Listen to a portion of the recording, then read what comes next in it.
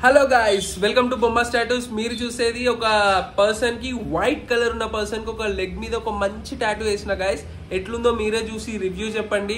అతను అడుగుదాము ఎట్లుందో, అతని టాటూ ఎట్లుందో, పెయిన్ ఉందా లేదా, ఇంకా మీకు టాటూ ఏమైనా డౌట్స్ ఉన్నా అని కూడా కామెంట్ లో కామెంట్ చేయండి.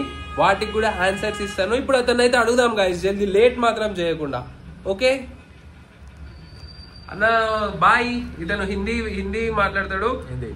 హిందీ అంట. బాయ్, आपको कैसे दर्द है? नहीं है दर्द?